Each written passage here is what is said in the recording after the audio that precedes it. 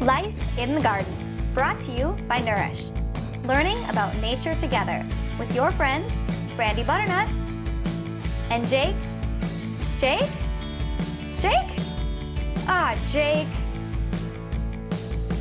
Jake Jalapeño, with special guest, Heather Huckleberry.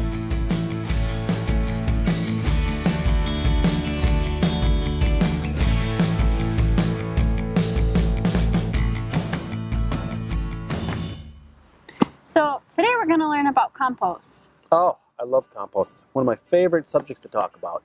Really? Yeah, I've worked on compost farms. I've tried to make my own compost. I've tried to help other people making it. Well, why don't you introduce the topic then? Oh, well, I don't know about that. I think you should introduce it to the kids, and I'll tell you if you said something wrong or not. No, I insist. I really want to hear what you have to say about compost. Okay.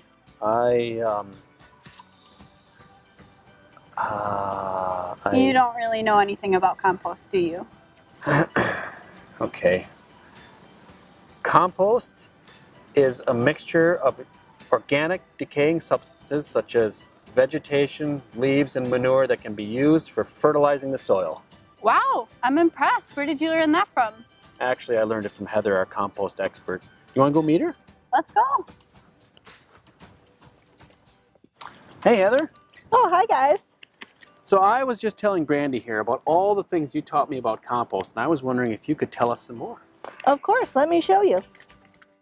Compost is a mixture of decaying organic substances such as dead leaves, vegetation, or manure to be used for fertilizing the soil. Microbes, bacteria, and small insects all play a role in breaking down matter into a natural fertilizer or compost. Materials added to your compost fall into two basic categories: brown and green. Brown refers to any dry material such as dry leaves, straw, sawdust, or small twigs. Greens refer to any material that is fresh, such as grass clippings, vegetable scraps, or weeds.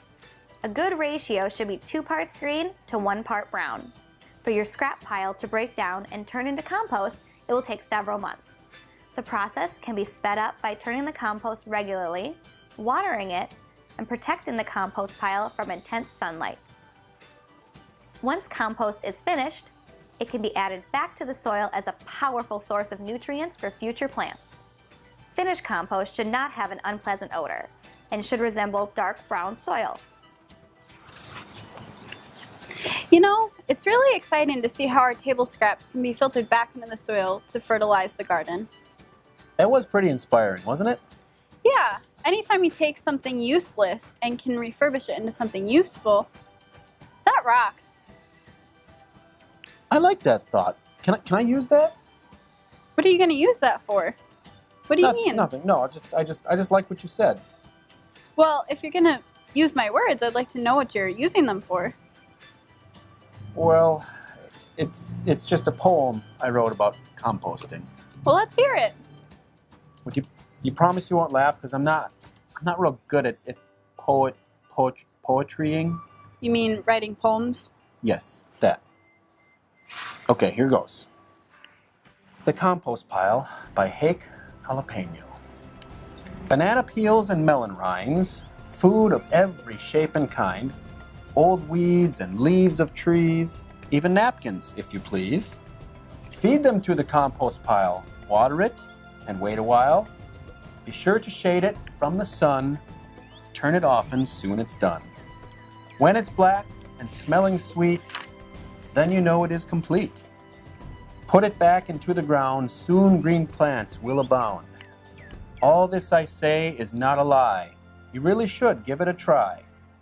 This garden trick is really handy. Don't believe me, just ask.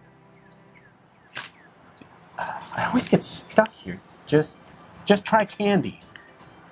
No, I don't want to tell kids to eat candy. Just... Come on, Jake. Seriously? Brandi, just ask me. Oh yeah, that works. Thank you. What did you think? You're a poet and you didn't even know it.